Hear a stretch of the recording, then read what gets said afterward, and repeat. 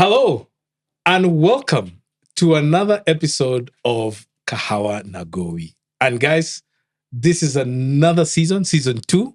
And if you have not subscribed, this is the moment to just take a moment to do that. My name is Gowi Odera. Those who know me, yani Dani Wananita, Mark Odinge. And just getting feedback from you through season 1. We want to say thank you very much for your consistent feedback. And one of you started saying they wanted to hear about money, and then another one said, so we decided, let's just work on feedback. And so season 2 is going to be about money, nothing but money. And so right here to start off season 2 is a gentleman who I've had the privilege of getting to know recently, Mumo Mwinde. Habari yako? Salama kabisa. Ebu niwekee moja hapo. Aha, yes. And welcome to Kahawa Nagowi. Thank you. This is where you have a conversation with your pastor that you would not have with your pastor. That's interesting. And today we are talking about money. Yes. Ushaongea na pasi juu ya... No. You haven't? No. So this is your opportunity. Yes, it is my opportunity. And karibu sana. Yes. Karibu sana. Asante. I am intrigued about what I've read about you.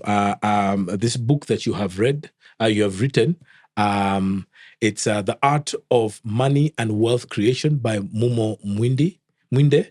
And we'll be talking about it later on this podcast. But my brother, now that you're here, and I want to just pretty much talk about your background and tell me something about your background. Where were your origins? I say I come from far and beyond. Far and beyond? Yes, far and beyond. Uh-huh. I grew up in a small village in Machakos. It's about 15 kilometers from Machakos town, up in the hills. Mm-hmm. So those of us who don't like exercise, you count my village. Uh-huh. You do it naturally. You just have to do it. You'll have to do it because you have to go up the mountains. And our village is called Wanzhou. Wanzhou is elephants. Oh. Wa elephants. Yes. Yeah. Wa elephants. Yeah. Mm-hmm. And I had a very humble background. In that village, our main cash crop when we were growing up was coffee. Hiya. So people grew coffee in Machakos. I don't think people know that Machakos has also been a coffee growing area. There are huge parts of Machakos that are coffee growing area. Mm-hmm. So we call them Iveti Hills all the way to Kangundo area. So that area, and then there are Boni Hills. Yes. So there are regions that are coffee growing areas. Yes. So that's where I grew up. And my father used to work in Nairobi. Yes. In a company somewhere industrial area that went down when I was young. But I think my story is a story that probably many people can identify with. Okay. It's a story where you grow with nothing, where a meal is a luxury. A meal is a luxury. Yes, a meal is a luxury. Tell me more. And a meal is a luxury because when you walk up, you are never guaranteed there'll be tea. And if you get tea, it can be tea without sugar, tea without milk. And I think, as I say, God somehow blessed us. We had one cow that was our source of tea every day. Now, this cow will give birth, and for 5 years, you're going to milk it without giving birth again. But it'll only produce half a liter of milk. Yes, but it will produce for 5 years. So it was a very amazing thing that we grew up with. Yeah. Then you had siblings? Yes, I had siblings. How many siblings do you have? We are 6. We were born 6. And where are you in those 6? I'm the 4th. Yes. And we are born in a very unique order. Lady, man, lady, man, lady, man. So it was a boy, girl, boy, girl. Boy, girl. Yes. It's a unique it is a unique birth order. So I'm the 4th born. And I think growing up that time, it was a big challenge. We had when I was very young, we had a very terrible famine. I think I know that one. That 84, 85 one. 84, 85. Yeah, 84, 84, 82, 83. And then 84 is when the crops 84, failed. yes. 84 is when the crops failed. Completely. And 85 is when those are. I remember, like, can I tell you, I remember. Yes. And a lot of our audience don't remember, were not even born at that time. Yes. It was so bad in the Horn of Africa, East Africa, that's when the big famine in Ethiopia and Somalia happened. Yes. Where millions of people died. Yes. Yes. Yeah. So now you are really young at that time. I was a baby at that time. And did you remember that? I remember part of it because I almost died. Wow. I almost died. I think my grandfather had reserved a small cassava plantation. Yes. Which was supposed to be like the security basket for the family. Mm-hmm. So in the local language, they used to say, I'm dying when I'm holding. I'm dying when I'm holding. Yes, because there was money. How do you say that in Kikamba? Ni kwangweta. Ngwete. Okay. Yeah. So what that meant was we have money, but we have no food. Mm. So now the local businessmen will go and look for food from wherever, and when they bring it, they used to ration it. Mm. Now my mom used to use me and my younger siblings when you go and buy. So the ones with kids used to be given priority. So my mom won't rank me. But I remember this story because one time we sneaked with my brother and my cousin and we stole the bananas. I mean the cassava. Mm. And I think we didn't peel it well.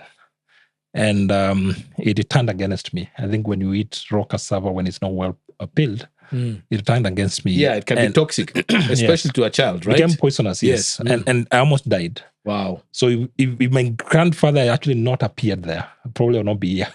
Wow. Because I think he's the one who quickly administered those local herbs. Yes. They knew about them. Yeah. And then when my mom came, they were told to pluck all the cassavas and get rid of that. So I think it was a terrible season. Yeah, it was a hard season for East Africa in itself. I remember. Yes. So unlike you, I was born in the city. Me, I'm born Tao. Yes. But there was no unga. Yes. In the country. Yes. And so we got relief unga, and it was yellow maize. Yes.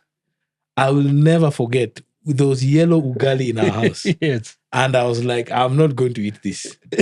And I remember my father telling me, if you don't eat, then and there's no other food. Yes. And it was a hard time. And I know we who are in the city were removed from the realities. Yes. From people like us in communities the village. like you who mean things were even worse. Yes. Yeah, so you were living off the land at that time, right? Yes, we are living off the land. Yeah. My mom was a peasant farmer. My dad came to work in Nairobi, but he was a casual laborer. Yeah. And I remember that time I used to see a pay slip of 1,500. Wow. I think by the time he left in 1994, when he lost his job, I think his pay slip was still around 2,500. Now, that time I didn't understand. Mm-hmm. But I think that was the only salary he had to feed a family of 6. So here's a question. Yeah, I read in your book that you said there was a very embarrassing situation that happened for you, that your family was not just poor. Your dad and your mom could not finance your fees. Yes. Those days, primary education was not free. We had to pay for it. We started paying when I was in class 3. Class 3, yes. It's when the books stopped coming, the pencils stopped coming. When the government stopped doing that, yes. And so the burden now just switched to the parents. To the parents. Yes. And your parents couldn't do that. Yes, I remember many times you'll be sent home because of 10 shillings. 10 shillings may look like very little, but there's a time we'll go home for 2-3 days because you could not raise 10 shillings. So there was a particular incident that I think that intrigues me as I know your story and I'm reading your story. It says you were sent home. First, you were embarrassed by the principal. The principal. And so just talk about that incident and how that affected and changed the way you saw money in itself. Yes, that time I was in secondary school. I just joined secondary school, and we were 3. We were 3 in high school. Mm-hmm. It was me, my... 3 of your siblings? Yes. Your sister, your brother, and me. Yes. So we were the 3 of us. Mm-hmm. And I think that time fees was about 2,800 per year. Mm-hmm. And so for the 3 of us to be still less than 10,000. Mm. But my dad had just lost the job. and we didn't have money anyway. Mhm. So what my dad used to do, you go and negotiate with the principal Yeah.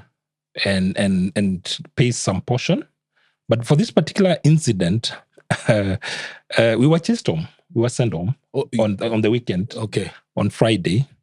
And when we went home, there was no money completely. And then our dad told us, "You go back. I'll come and talk to the principal." Yeah. But the principal was well known to me. But I happened to have been a good student, so largely I'll be known. Yes. In our school, Yes. I was Index known. 1.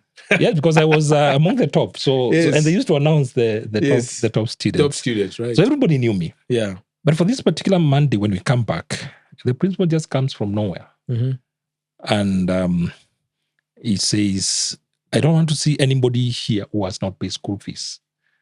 And he singled me out.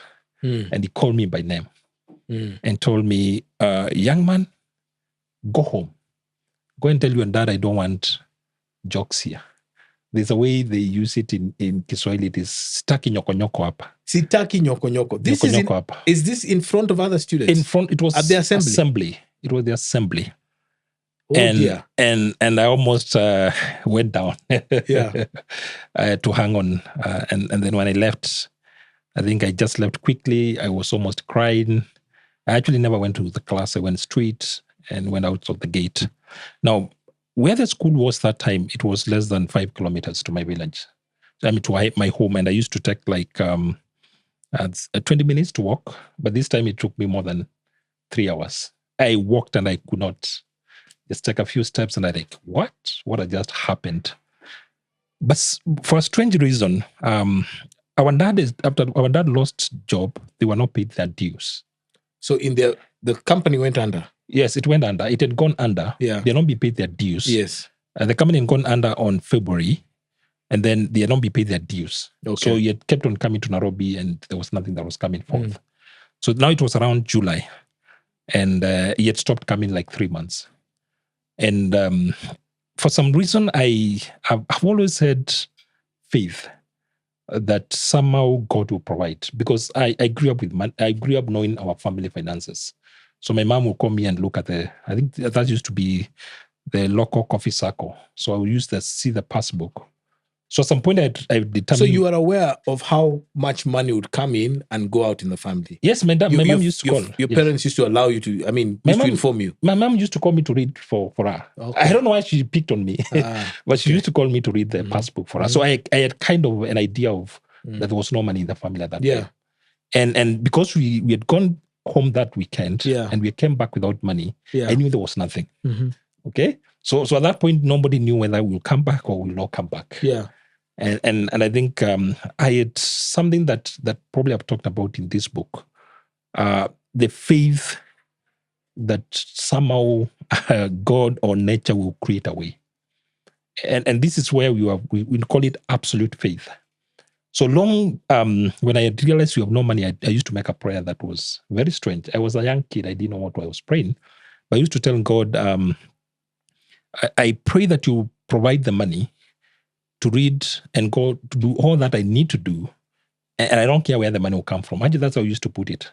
I don't care where the money will come from, but you're going to provide. Okay. So that's a prayer I used to make often. And because I was a kid, I never used to think about it. But it was an absolute. Okay? Yeah. And this is something that I've written about when I'm speaking about money. Money has to be, when you're faith about money, it has to be absolute. Don't ask where the money will come from. So just say, I need this amount of money, and let it be absolute faith. And then go about your life. Here's the thing that... Yes. Here's the thing, Mumo, that I struggle with. Yes. There are people who say we have to have absolute faith, but they don't put work into that faith. Yes. So where's it's a thin line. There's you're believing God for money, but you're not working, or you're not putting effort. You're not using what you have. So please just unpack that a bit more. Now, when you talk about absolute about money, it doesn't mean that you pray and you sit. Yeah. Okay. You pray and you go about your life. Yes. So when you put trust, like in this particular instance, I told you I had trusted that God will somehow open a way. Okay. So, like in this particular incident, when I got home, that day it was coffee harvesting. So we went to harvest coffee. Yes. And then after we harvested coffee, we took it to the. So you guys also worked in the farm? Yeah, we used to work in the farm. Okay. So now we have become workers in the coffee farm. Because you're not in school? Because we're not in school. Okay. But then the following day, my dad decided, let me go to check our dues. Our dues, right? Yes. Remember, he had stopped going to check the dues for almost 3 months. He had given up. But this particular day, he has nothing else. He has no other hope. So let me make a final attempt. Now, funny enough, he borrowed the fare to come to Nairobi from the school bazaar. They were friends. So the school bazaar? Yes, the school bazaar. The one who gave the principal the report. Yes. Those who have not paid. Yes. He says, hey. Yeah, they were friends. They were friends. So he borrowed he borrowed money from the school bazaar. Yes. He comes to Nairobi, and what does he find? He comes to Nairobi. That time there were no telephones. And I think young people don't understand that. Yeah. There were no telephones, there was no nothing. So you could not. There were telephones, but they were just landlines. Landlines in homes. Yes. So in the village, there was nothing. There were no cell phones. Yes, there were no cell phones. And there was no connectivity in the village. Yes. So there was absolutely no way of knowing what is happening. Yeah. But he happened to come to Nairobi. I think the house he used to still live, he had left my cousin. Yeah. And so he came there. And the following day, now he went to the factory. Yeah. Which was on a Thursday. Now, apparently, things had worked behind the scenes without his knowledge completely. Yes. So that Thursday happened to be the last day. The company had been sold to a new warehouse. Yes. And sold to a new owner. And the new owner had, part of the package was he pays the dues of the employees who have been terminated. Yeah. So my dad appears the day they were closing. No phone, no nothing. Yeah. But he appears there. Yeah. And I was told, you are lucky. You just here. So fill with the form, fill your details. Yeah. And they were to be cast the following day, on Friday. So your dad actually was there just fortuitously, he was just there. Exactly on the day when they were closing. Yes. And he didn't know about it. And as nobody knew about it. But remember the incident, what has just happened? Yes. We've been cheated of school. We have run out of options. But he happens to appear in his company where they have been paid the dues exactly on the day they were crossing. And this is after you prayed that prayer. Yes, I made those prayers. Because now we have no option. What else do you have? So he appears, it happens that he's on the right place at the right time. And it might look natural, but behind the scenes, it was a miracle. So your dad is paid his dues? Yes. And then Friday he comes back in the evening. And then Saturday he tells us to go back to school and come to pay the school fees. Wow. So he comes and pays the school fees. And then we continue. So you finished school? Yes, I finished school. But something also happened right then. Yes. The coffee prices tanked. Yes. Now, that time, I think there was, later I came to learn it was actually a political conflict. Yes. During the Moi era and the Makina Matiba, the opposition and all that. And I think the Kanu regime wanted to cripple the Mount Kenya region. The capacity for Mount Kenya to... Yes, economically, because they were the main people in the opposition. Yes. So coffee prices and societies were completely mismanaged and collapsed. Yeah. So I think that time coffee, a kilo was sold at 25 cents. Wow. In Kamba, we call it Besa Nyanya.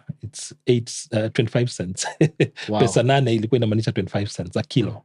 So no matter how many kilos you had, you're not getting much. You're not getting anything because even the cost of harvesting, the cost of pesticides and all that.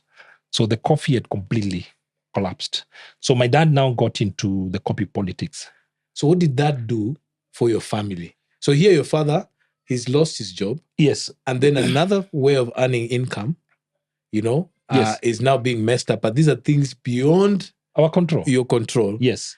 And then the coffee prices tank. Yes. Who's your father in that area of yours with regards to coffee? Now, you see, my dad used to be in Nairobi. Yes. Now he has come back. Yes. He has no job. Yeah. He has nothing else. Yes. The family incomes are completely destroyed. Yes. So there's nothing actually. Yeah. Actually, we had nothing. Yeah. It's only just you grow skuma, you grow subsistent purely. Family, and like a small farm. Our farm was less than an acre where we were growing these things. Okay. So without the coffee, the family had no income completely. Mm-hmm. And that time we were in school also. Mm-hmm. You see, I'm saying we are three of us, we are in high school, mm-hmm. the young ones are in primary school, mm-hmm. and there's completely nothing. So my dad now got into the coffee politics.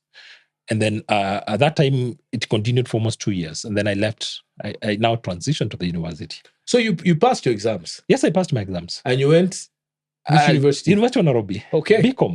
BCom. Yes. Hapa kwa Kabete okay. Pesa. Kabete Pesa. Kuna yes. Kabete Ng'ombe na Kabete Pesa. Okay. Yes, I was in Kabete Pesa. You had Kabete Pesa? Yes. Uh-huh. So around that time, as they were finishing the coffee, it was part of the transition committee. So they were splitting the societies and all that. Yeah. So when he got into the coffee politics, he was in the transition committee. Yeah. So I happened to transition when he had just been elected, the chair of the local society now. Yeah. But in the village, things can take dramatic turn. So for 2 years. So what was a dramatic turn for you guys? For the 2 years, for the 2 years when I was, I think that time we used to have 2 years between. Yes, between when you finish from 4 and then get to university, then 2 years. Yeah. I became the pure breadwinner in the family. Wow. And I was even subsisting for school fees for my brother. Now they were in college. So what were you? What sort of income generating? I was growing coffee. I was growing skuma. I was growing tomatoes. I was growing spinach. I was growing capsicum, the green one. Yeah. I was growing dania. Dania actually was. So you were a horticultural farmer. I was a proper one. So you grow those things and sell them in the market consistently. So I had become very huge in that. Yes. In a small farm. The farm was very small. Mm-hmm. But I had thought I could save money for university, but I couldn't because everything was being eaten up. So anything you earn, yes, was supporting the family. I was supporting the family. So I didn't get to save anything for the university. So then, how did you finance your university education? Now that's more expensive now than yes. That's now more interesting. Yes. Remember, I had still the faith that I will study. That prayer you prayed as a kid. I was still saying you still say that prayer. Yes, I was still go through until I finish. Yeah. And I told God, whatever way, I don't know, but somehow you're going to do it. Yeah. So my dad got into those politics. So he was elected chair as I came to the university. Mm-hmm. And because the coffee, the society now was trying to stabilize, he actually borrowed 10,000. It was a check of 10,500. Mm-hmm. That's what I required to deposit plus the we used to call it Chacha, the university help loan. And Chacha was the guy for yes. For help. Yes. Higher education loans. Yes, so we used to call him Chacha. Yes, so used to call that thing Chacha. Chacha, yes. So now, in the Chacha, for a very strange reason, when I filled the right information, they used it and they punished me. So they gave me the least 20,000. They gave you the least? The least out of amount. 52. Yes. Out of the... And you... If you were to look at your circumstances, you were eligible for 52. The full amount. Yes, 52 plus the bursary. So you were given the least amount. The least amount and no bursary. And no bursary. Yes. So that's how I came to the university. And then that check. That's it. Kabisa. So when I came to Nairobi, my first time to come to Nairobi, my dad could not understand now the concept of subsistence at the university. Yes. So in his mind, once he pays the 10,000, that was it. That was it. So I was Hakuna kumtegemea. So he only gave me 500. Hakuna kumtegemea. Hakuna kumtegemea. He gave me 500. And that was it. You just go. Yes, and that was it. And he left me in Nairobi. So how did you make ends meet? No, that was, I even don't know how I survived the first year. I don't know how I survived the first year. Yeah. But I used to go home and I'll carry modokoi there. I'll ask my mom to prepare those usiaga. Yeah. And then you mix with the beans. Yeah. So I'll come with almost a bag. A whole bag. Yeah. A whole debe. Yeah. Then when it's finished, when they get somebody coming to Nairobi, they send another one. Yeah. So now I became the guy who used to provide kideri in Kambas now. And then I used to buy the Famila Huji ile sawa. That was my breakfast. Wow. So it became, people never used to like it, but now it became very popular. Actually, I was a very popular guy because of that stuff. So you hustled that first 1 year? Yes, it was a total hustle. So now when I was living, and you see now that it's when that issue of now you were alluding to came up. Yeah. Now guys in the village said my dad is stealing their money to pay school fees for me. So people are thinking your dad is stealing money because now you're in school fees. Now they're asking how can he pay? Where did he get the money to take a young man to university? But you're hustling. Me, I'm struggling. Yes. Real. But people in the village are thinking your dad is stealing the money from coffee. Yes, stealing the money from coffee. But the coffee... No, it was coming up now. It was coming up. You have split the societies now. Oh, okay. So it's coming up. All right. So now they are saying he's stealing their money. to pay my school fees. Wow. So it was, and then I remember the bad incident was one day we had just gone on holiday. I was looking for a job in Machakos because I could not stay in Nairobi. And this neighbor, when I was going home, he's walking behind me. Yeah. And he's calling out names. He's abusing you. Abusing. Yes. And I don't know. Yeah. Until he passed me. When he turned and told me, I cannot fear you and your father. You're stealing our money. And then and it was quite humiliating. So you guys were the talk of the village, the town. And your father is being told he's a thief. Yes. Because he's sending you to university. And me, I'm suffering. Yeah. Probably actually that time I didn't have the school fees for the second year. So did you go back to university the second year? No, no. This is where now the absolute faith came in. Yeah. It happened when we were down a long holiday. Almost the long holiday 8 months, yes. Between it was 8 months. Yeah. Somehow, when I was applying the bursary, the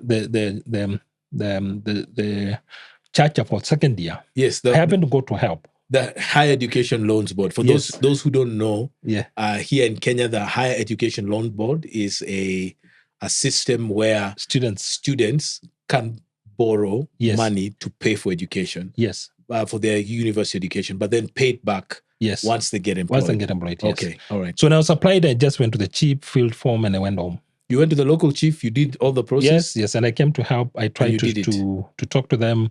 I remember I dropped the form to, it was called Belio Kipsang. At that time, I just went and saw the door. I know Belio Kipsang. Belio Kipsang is the PS. Is now the permanent the principal secretary. Yes. He was for education. Yes, he was a senior loans officer. He was a loans officer. He doesn't remember the story, but he was a loans officer then. He doesn't remember the story, but I went and have you ever met him? I went to his office and asked him. I told him I gave you real information. Actually, I did the preambles. Yes. I told you I gave you the real information about my predicament. Yes. You used it against me. Wow. And then he told me, young man, hold on, relax. So you went there demanding. They give me the full loan. They give you the full loan. Yes. And you say you missed out on the full loan. Yes. So what was his response? Now, he told me, he asked me a few questions. Where is your dad? I told him the story. Yes. The company went down. I told him the story of coffee, and I told him there's absolutely nothing at home. Yeah. So even now, I don't know where I'm going. Okay. Then he told me go down and go write a late bursary application form. So the window had closed. It is closed. But then he told me go and write a late bursary loan application. A late bursary application. Yes. I told him I'm not going out. Give me a piece of paper. I write in your office. Yeah. I didn't even know where the courage came from. He told me, no, you cannot write it in my office. I don't know. When I go out, it used to be very crowded. So I don't get a way of coming back. Yeah. So he told me, no, let me write from here. He told me, no, you can't write from here. Now, I went to the lift, went straight. There was a cyber cave down there. Is it still at the anniversary? Yes, I think it's still there. It's still there. There's a cyber cave down there. I went there, asked from them. I didn't even have a pen. Bought a leaf of paper, wrote it, and ran up again.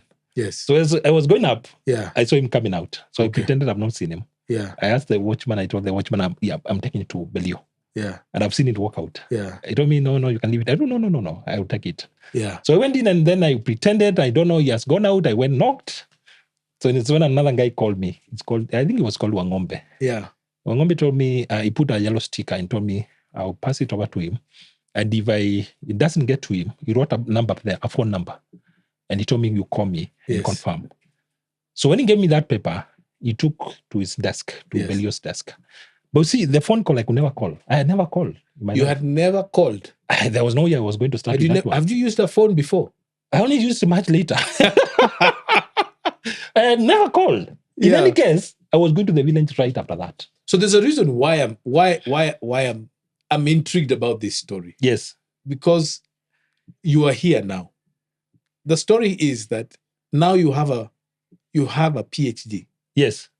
All right? Yes. That's the thing. You have a PhD and you are a personal financial consultant. Yes. So just going through all that, it's amazing to hear that story. So what did Wangombe or Belio Kipsang end up giving you this money or what? Did you end up getting that? I don't know what happened. I went home for 8 months. Yeah. There was no way of coming back. Yes. I could not see Nairobi. Yes. So after I left them, You couldn't stay in Nairobi because, I didn't have anything. and of course, And the we were on school was holiday. closed, right? Yes, and we were on holiday. So I went home. And I Yeah. spent the holiday making bricks, growing the near. Yeah. There were no calls, there were no newspapers, there was no nothing. Yes. But what happened is, around that time, there were guys called Visa Osho. Visa Osho decided to sponsor students in the university to celebrate 100 years in Kenya. I remember the 100 years of Visa Osho. Yes. They had a big celebration. Yes. Yeah. So they decided to celebrate the 100 years with sponsoring one student Uh-huh. in public universities. Yeah. Now, that time we were in 99. And they did this, I think that scholarship, I think I remember it. Yes. They had a scholarship. Yes, like from yes. everyone from every county. No, that time it In was district. It was They were district, right? Yes. Okay, yeah. So so what happened? Now I'm at home and I have no idea, no information, or nothing. Yeah. So I don't know what happened. So how did you get into? I don't know what happened. I never made an application to them. Yeah. So what I was told later is that they went to Ministry of Education, asked for data for students. They were told first years are just come in, so they cannot use first years. So they go to second years. So we had joined 99. So it happened now. I had joined university 98. So they were looking for second years. So they were told, no, the only data we can get is for second years. Okay. Because first years are still just coming in, and we don't have their data. Yeah. So then education told them go to help. Yes. To the higher education loans. So they'll give you a list. Yeah. And they did a short list of 1,000. Yes. Then after that, they took it to the Osho. Osho took it now to the ministry. Yes. Told ministry reduce this number to from 1,000 to 500. 500. Yes. Uh-huh. Then bring us a list. So in that 1,000, yes. I was one of them. So how did yours get there? I don't know. Okay. I never applied. Uh-huh. I never knew even about it. Uh-huh. It sounds like a movie, but it's actually the reality. I never knew anything about it. All right, so it's now to 500. I'm in the village. Okay, and then 500 after 500? 500, now they were given the list. Uh-huh. I was number 13. You were 13 on that list? Yes. Could it be... And among the 13, University of Nairobi. Could it be that Belio Kipsang and Wangombe put that in? I don't know. I think my document maybe came at the right time. So that prayer you prayed as a boy in primary school, yes, of is it Form 1? Yes, is now coming to pass. It's come on. Remember, I have no contact with that bursary. Okay. So even when it was awarded, I didn't come. That time, the Minister of Education was Kalonzo Musyoka. He was launching it. Yeah. I even didn't come. They put the list on the newspaper. I never saw it. It was launched and all that. Uko Mashambani. I never saw it. You even didn't know it existed. Were newspapers coming to you people out there? No, I never knew. I never had anything. No radio. Remind me the name of your village. Wanzu. Yes. Not even radio. Even radio, we didn't have it. So I didn't hear anything about it completely. So when I was coming back now in November, yes, I didn't have school fees. So I actually was coming to postpone. Yes. You were coming to defer for 1 year. Yes. So you come to defer. Yes. You get to the admin office. So that I go to Industrial to work and find fees. So you're going to the admin office. So I go to the admin office. Actually, no, it's my roommate. Yes. My roommate tells me, when I came in, I was, sad. You have to stop school. So when I went to my room and the guy was looking at me, told me, but okay, why are you like this? You got a scholarship. You have passed exams. I even didn't know I had passed first year. So I'm like, what? Which scholarship? He asked me, you mean you don't know? Mm-hmm. I have no idea. Then he asked me, kwani wewe kwenu ni wapi? It's them who are showing me the newspaper. So I just went to claim the money. And my school fees was paid 4 years. From there, I never spent a single cent. Wow. 4 years. In fact, the rest of your school was paid. In fact, now they paid first year. Yes. So I went to claim. Yes. And then every year they were paying 24,000. The school fees was 18,000. Yeah. And then Belio added me to 30,000 and a bursary of 4,000. Wow. And he also gave me the 8,000. So now it happened all of a sudden. I had over 100,000 at the university. I needed to claim. You were a baller, man. Yes. Those days. But I didn't waste it. Yes. I paid school fees for my young sister. I paid CPA. So I did my CPA. So you paid for your sister's school. Yes. And then you went on to invest in further education, your CPAs. CPA, yes. So you did your CPAs? Yes. Before I finished, I was a CPA. Wow. Yeah. You're tuned to this podcast, Kahawa Nagowi, and we are sitting with Mumo Mwinde, the writer of this book, The Art of Money and Wealth Creation. Continue to tell a friend to tell a friend about this podcast. My brother, the thing that I am intrigued about, this is the faith of a little boy. Yes. This is the one that has continued to drive you. And do open doors that. So you finish. Yeah. What I'm really, really interested in is how this book came. There's a certain experience you have had. Yes. From then to now that has informed your understanding of money and wealth creation. Yes. And so let me start by just saying you came from a place of scarcity. Yes. And I think the stereotype is that you come from a place of scarcity, you think also scarcity. Yes. But I get it from you, and even reading your book, that's not your thinking. Yes, it is not. So unpack that for me. Now, one thing that and I think those who have gotten the book have been able to pick, money is first a condition of your mind. Money is a condition of your mind. Of your mind. Hebu, unpack that. You know, in economics, they say money is an exchange of is a store of value. You are saying it's a condition of the mind. Yes, your personal money and wealth is a condition of the mind, first and foremost. Yeah. What happens is that what your mind conceives. Yes. For example, if I'm sitting with you here, and you have never thought about owning $1 million, holding $1 million, or seeing $1 million in a bank account, how it looks like, it will never happen. It will never happen. So the first thing that you need to do is you need to think about it. If you want to be worth 100 million, you must first conceive it. Okay. Now let me give you a very practical example. Yeah. Look at the phone that you are holding. Okay. It was first an idea in somebody's mind. The phone I was holding was an idea in somebody's mind. In somebody's mind. Okay. And then it was transmuted into reality. Yes. The same thing about money. Yes. First, you own it in your mind. Mm-hmm. And this is what we have been talking about, scarcity mentality. Yes.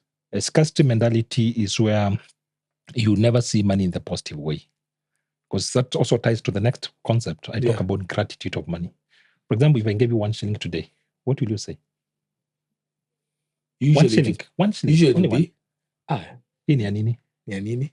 Now, if you give me that, we used to go back in the day, there was a 10 cent. Yes. And we used to call it moch. Yes. Yes.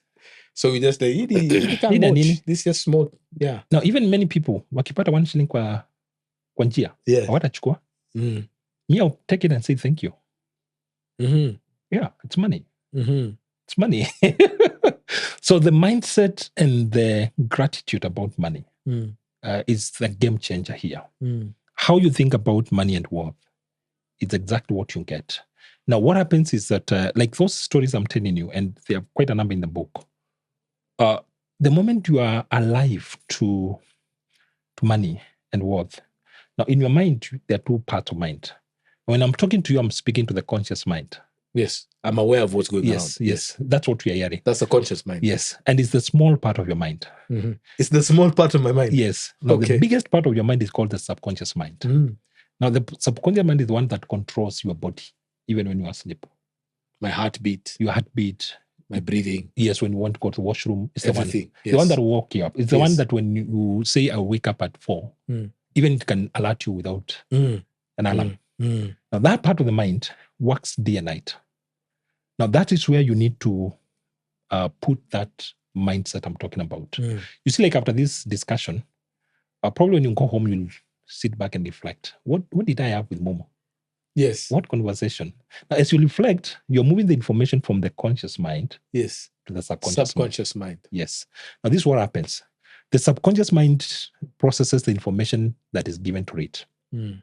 It's you who transfer the information. If it doesn't, you don't transfer the right information, it will process any information that is there. It doesn't distinguish between good and bad. And there's a lot of psychology about it.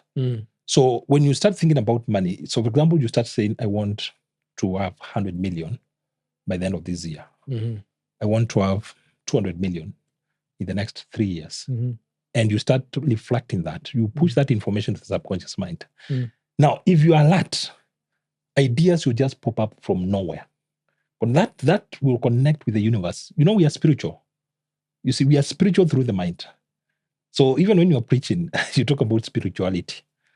So you are connected to the spirit world through the subconscious mind. You use the term the universe of money Yes. in your book. Yes. So unpack that a bit. Yes. You see, the universe of money is Yes. is now you how alert you are Yes. about money and wealth. And to the opportunities. Yes. You see, no, it's the subconscious mind now. Yeah. It is actually able to connect ideas with you. For example, I'm seated here. Like, how did we meet? How did we first meet? Yes. How did we first meet? So a mutual For friend. you, it's not an accident. For me, it's not an accident. So a mutual friend. Yes. A mutual friend said, yes, Gowi, you should meet this guy called Mumo. Yes, and he told me you must meet Gowi. Yes. You see, now this is how the subconscious mind works. It's able to tap into the So maybe universe. What we should do is ask our friend. Yes. Why he said you should meet. Yes. I'm beginning to understand. I think I know why he said we should meet. Yeah. And I think the thing that I've appreciated about you, one thing that you've challenged me in doing this again is there's a chapter in your book that says act now. Yes. And I'll come to that. But let's just move this thing about an abundance mentality and a scarcity mentality. And I think that is what I tend to think, just in my experience, that a lot of us come from a scarcity mentality because of our situations, yes, our circumstances, and our realities. Yes. They have continued to be a place of lack. Yes.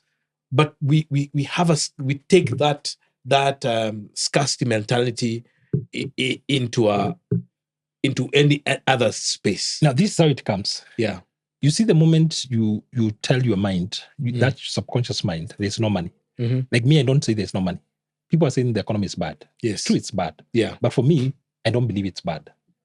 Okay? Yes. I believe there's still money moving around. There are opportunities to create money. And they're moving. And money is still circulating. Yes. There are guys who are making millions as we speak here. Yes. And they're not stealing. They're actually making the money. Yeah. If there's somebody who has the customer mentality, they're saying, uchumi ni mbaya, hakuna pesa, tunang'ang'ana tu. Please erase that word. Yes. Because now, that is what you confess in your mind. The subconscious mind turns to reality what you confess. So you're trying to tell me it is the way you embrace your realities. Yes. Is your subconscious now taking it, and it turns into reality. So where's the place of being in denial and reality? What's that? Because that is what I see a lot, and especially in the church. Many people are just they're in denial. But so what is the place for people run to church so that they can get. Yes. People run to church so that they can get. You are hearing prayers for, business opportunity, breakthroughs. You're hearing things of, school fees and all that. So people run to the church to be able to get stuff. And that's just generally on the African continent.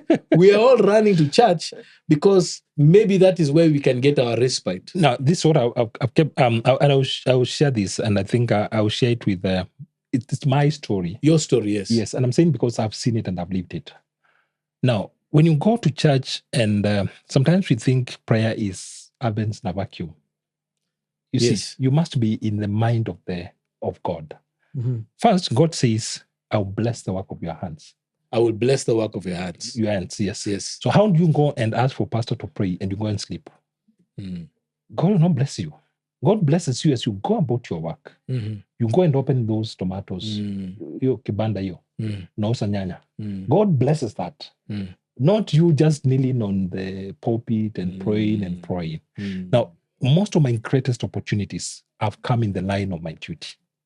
In the line of your duty? Yes. So it's not that you unaenda kufanya hapa na hapo. Even when it's just in your line of when duties. I wake up in the morning, I normally tell God, give me my lot for this day. And then I go about my work.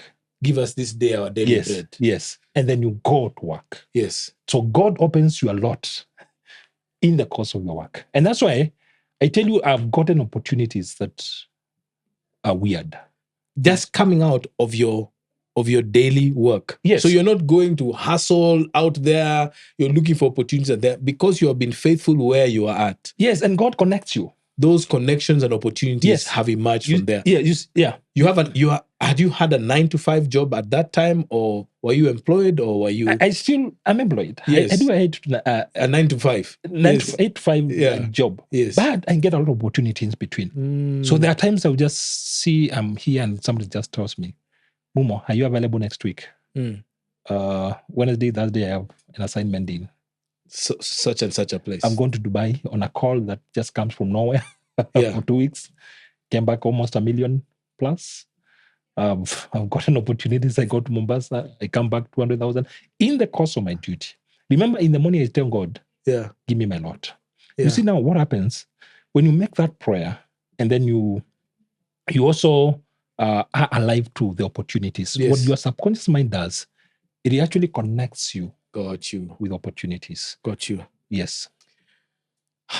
There's so much to unpack here. Yes. And I don't want to get this thing to rush us. You know, some of our listeners here say, "Go, don't be in a rush. Yeah, talk to your guy." So that's part of the feedback we're getting here. Yes. So you tell me here, yeah. So I like the way you're talking about an abundance mentality. We're not talking about saying that the money is there. It's actually a mindset. Yes. And then I think I wrote down in my notes here, it's a mindset, and it's also being aware for the opportunities. Yes. That's what you're saying. Yes. It is there. So you're not going for the money. So is it to get money? Is that the motivation? No. You see, money comes as a consequence, as an outcome. You see, if we came here and you did a Shodi podcast, yes, will the audience appreciate it? Okay. Will somebody want to ever pay for it? No. It's just like this book. Yeah. Now I've sold over 800 copies. Those are a lot. I don't have a promoter. Yes. If I did a Shodi job, would you have called me because of? You see, when I was writing the book, it was not about the sales. You were passing on the information. Passing this information. I worked on it. I got good editors. I got good designers. I had never thought about the money at that point. In fact, I've just started seeing the money side when the book has gone to the market. Wow. Now, this is the point that I'm saying. Many of us are asking for the money without putting the quality, the work, the energy. When you're saying God blesses the work of your hands, you must get the job right first. Now, trust me, if you go to a good hotel, what do you pay for? The value you get. Okay? So that's why you're willing to pay a cup of tea for 1,000. You go to another place, you can't pay 20 bob for the same cup of tea. It is the value you're getting. Money is the value that you create. That 1,000 shilling tea is very, very expensive. Yes. But you see, you appreciate the value that the getting. owner has created, the entrepreneur has created. So I think money is not, we should not start seeing the money as the outcome. Okay? Money is the consequence of the outcome and the value that you create. And I think we start seeing it that even in your workplace, even people are working. Yeah. Your boss promotes you because of the value you are creating. Yes. If the boss feels that you're not creating value, they not promote you. So the idea here, the idea of what I'm hearing you about wealth creation, is what value are you bringing? Yes, people pay for value. You create the value. Yes. And in that way, that translates to money and wealth. So people need to see the value. You create it, you see, or you make that opportunity happen. Yes. All right.